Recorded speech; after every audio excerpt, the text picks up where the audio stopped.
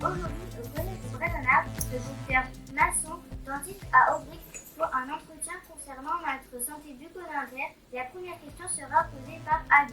Bonjour, pouvez-vous nous expliquer ce que sont les caries, puis nous donner des petits conseils pour éviter la formation?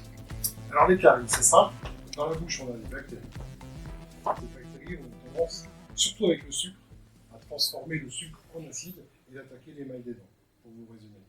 Le moyen d'éviter ça, c'est simple, c'est de se brosser les dents le plus souvent possible après les repas, surtout le matin. Première chose à faire avant de partir à l'école, il faut penser à se brosser les dents, et le soir, avant d'aller vous coucher, bien vous brosser, il ne reste aucun effet. De quoi est composé le produit qui permet de boucher le trou formé par une carie? Alors essentiellement maintenant la résine.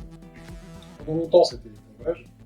Les plombages sont interdits depuis quelques années parce que c'était globalement du métal et qu'on évite les métaux, notamment le mercure qui est un métal lourd et toxique. Donc maintenant ça agit par collage en fait. Ce sont des résines qu'on pose, qu'on colle et qui prennent avec une lumière photo en fait. C'est comme la lumière du soleil mais très active qui permet de faire sécher la résine en quelques secondes. Il existe deux grands types de brossage, vous connaissez, c'est brosse électrique ou manuel. Après, chacun, c'est le brossage qui compte. Il y a un truc important, c'est que c'est surtout le brossage qui compte, plus que le dentifrice. Il faut brosser longtemps, soigneusement, et aussi bien les gencives que les dents. Voilà. Que lorsqu'on n'a pas le temps de se brosser les dents, parfois le midi, on peut manger un chewing-gum fluoré, et par action locale, ça a la même action, ça a le même effet. Ce fluor renforce l'émail. Pendant combien de temps puis-je garder la même brosse à dents? Normalement, c'est un mois. Normalement, c'est 3 semaines à un mois.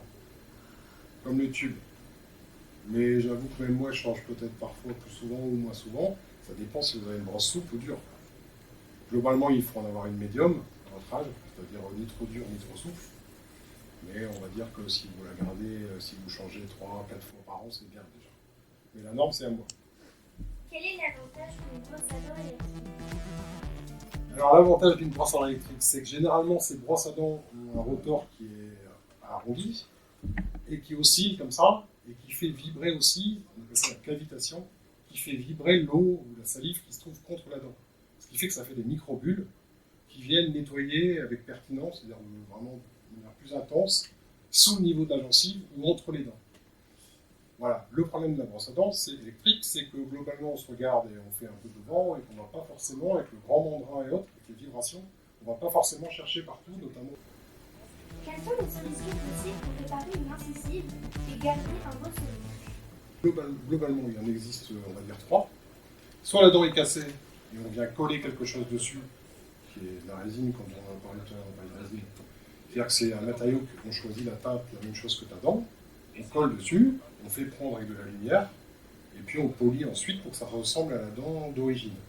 Si elle est vraiment cassée, on ne peut pas faire ça parce que c'est difficile. Tu te vois, imagine-toi en train de monter un tas de sable et qu'on te dise de faire un tas de sable qui ressemble, je sais pas, à une tulipe. C'est pas facile. Donc dans ces cas-là, on fait une empreinte et on envoie au laboratoire qui, lui, sur son modèle, travaille et redessine la dent et nous l'envoie par colis en fait. Et ensuite, on vient coller cette pièce qui ressemble exactement à la dent sur la dent. Ça, c'est le deuxième moyen. Et le troisième, si elle est vraiment cassée, et qu'on ne peut pas la récupérer, on est obligé d'extraire la dent. Et dans ce cas-là, on pose un implant, c'est-à-dire qu'un implant, on vient mettre une fausse racine sur laquelle on vient visser une fausse dent. Voilà.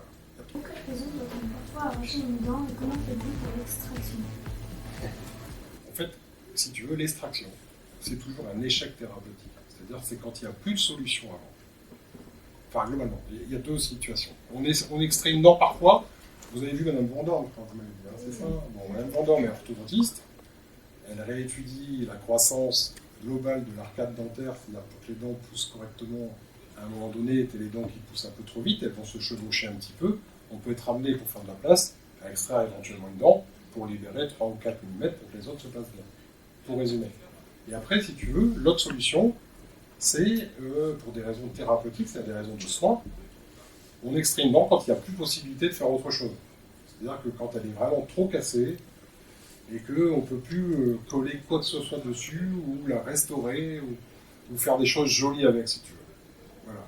L'extraction d'une dent, c'est soit pour des raisons purement thérapeutique, c'est-à-dire de soins dans le cadre d'un traitement orthodontique, soit l'extraction d'une dent, c'est vraiment un échec thérapeutique et c'est une finalité qu'on rejette tous, mais à laquelle on est confronté un peu tout le temps. Voilà.